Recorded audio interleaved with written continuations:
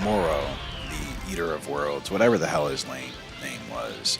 He's still a literal ancient death god, right? Who would casually drain the life force out of your body just to power himself up. Really, really lame. And pause, big pause. But Future Trunks, on the other hand, for today's discussion, is a battle-hardened survivor who does not play games, who doesn't wait around for villains to power up. So when we talk about magical abilities versus raw swordsmanship, you're going to look at how differently these two characters in Dragon Ball operate, especially when it comes to their battlefield tactics. One character is an ancient cosmic parasite going up against a guy who finishes fights technically before they start, and that's Future Trunks. So let's start with Moro first. Moro fights like an absolute parasite because at his core, that's exactly what he is. He doesn't step into a match or a fight looking to test his martial arts skills or to trade clean punches with you. Instead, Moro's entire style revolves around a passive, terrifying aura that constantly sucks the energy right out of your body. Again, pause. And the planet that you are standing on is also in cooperation with that. It's not just you, your body. If Moro can exact energy from the planet that you're also residing on, he will do that as well. The longer you fight Moro, the weaker you're going to get and the stronger he's going to become, because his magic is extremely brutal. It's an unpredictable weapon, summoning volcanic illusions, essentially, manipulating the earth itself. There's not many characters in the Dragon Ball history that can do that, turning the very environment against you. That is what makes Moro extremely dangerous. To him, combat is not just an honorable challenge, it's a buffet. He treats his opponents like cattle waiting to be consumed, obviously, so he can restore his youth and his power. We know this, but I think it's his mindset during battle that's even more cold and calculated.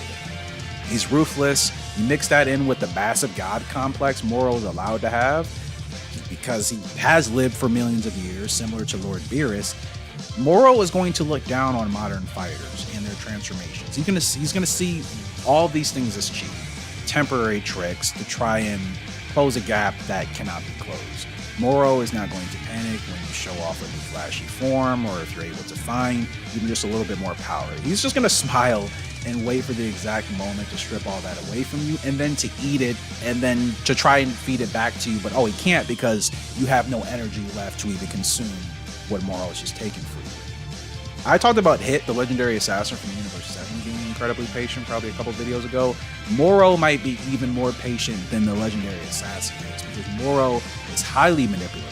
He has zero issues playing the dirty game and using hostages to get what he wants, which is also something we have to consider. So when we think about Moro, when we think about Future Trunks, Moro doesn't have to fight you for pride. He doesn't have to fight you for the thrill of the match. He doesn't even necessarily have to fight you for absolute consumption unless that's what he wants, because his survival does depend on being able to extract as much as he can from the environment as possible.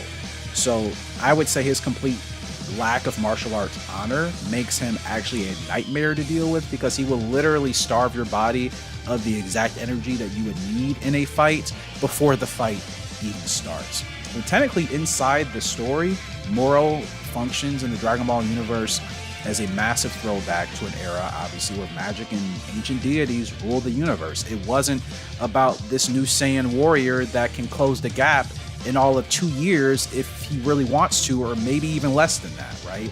His role in the narrative is to completely disrupt the standard Saiyan playbook that we've seen for most of our lives, which is just screaming, training, achieve new power level, achieve stronger form, make all your adversaries pay. That's more or less been the Saiyan playbook for as long as I've known Dragon Ball. But again, when Moro shows up, it's raw physical power, but at the same time, the physical power of the Saiyans stop working, because they cannot figure out an answer for just constant consumption, right? The heroes have to be forced to play into Moro's hands, and obviously we saw that throughout that saga. And it's still one of the weaker sagas to me. I think Moro's a cool character. I just felt like the series entirely was rushed because they wanted to get through with other stuff, and maybe redoing it for the actual animation of the anime will make it a little bit more exciting. But I've spent all this time talking about Moro, not actually talking about his counterpart, Future Trunks. Let's go ahead and do that.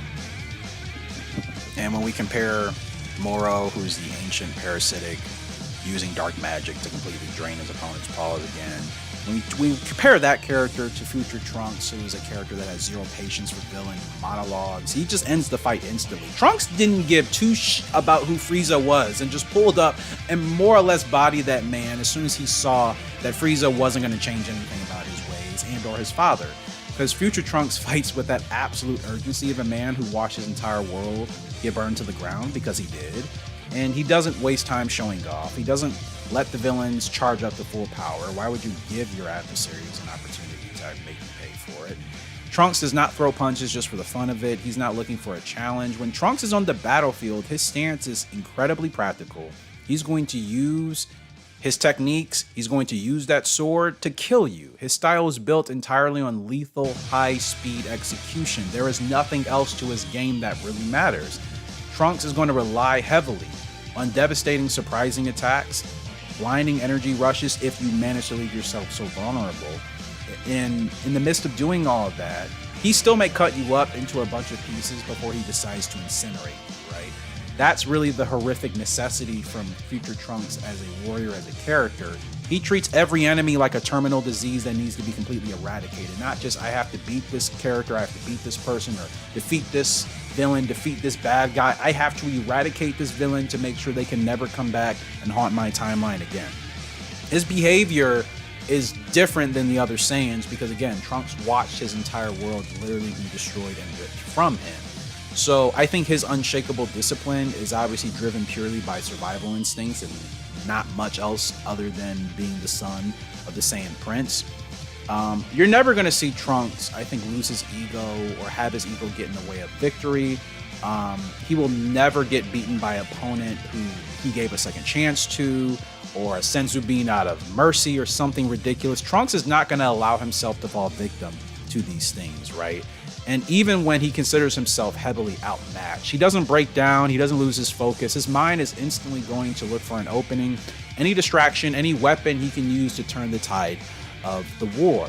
Future Trunks knows exactly what it feels like to lose everything, because again, he's lost everything, which means he's going to approach every single exchange with absolute deadly seriousness. If you're a villain and you're, I'm going to say trespassing anywhere near Future Trunks, you're literally playing with your life. That dude will not spare you because you went down the wrong street. If Trunks thinks you're a threat, and understandably so, Trunks knows what a threat looks like. He knows what threats are perceived to be as a Saiyan warrior. He's not going to waste time. He doesn't have to fight for pride.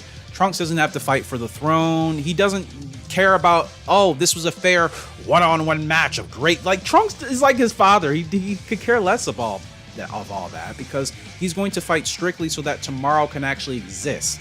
That is the motivation for Future Trunks. His desperation alone makes him one of the most dangerous and efficient combatants, not just in Universe 7, but in the entire Dragon Ball series. Because when you look inside that actual story, as we come to our conclusion, Future Trunks functions as the ultimate reality check for the main timeline's laid-back attitude.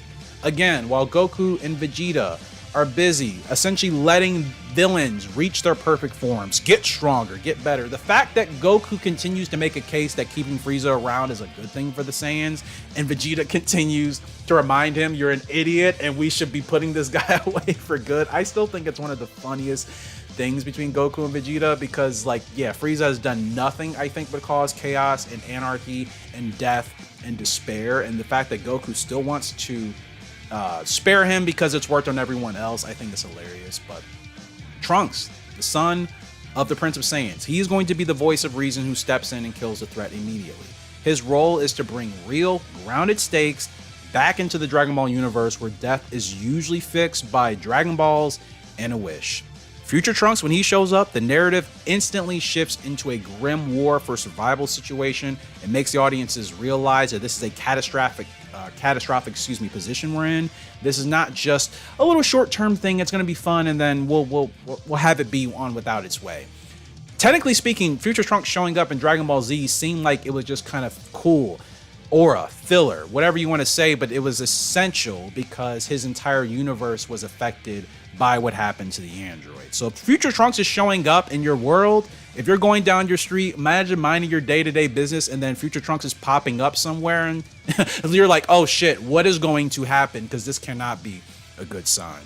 So as we conclude, Here's our final comparison. What matters more between Future Trunks and Moro when it comes to power, skill, or intelligence? Who wins the battle without their transformations? Which character do you think is more complete between the two? And did Dragon Ball get things right better by Moro, or did they get things better right by Future Trunks? It's a tough one. Maybe it's an easy one for some of you. Let me know that.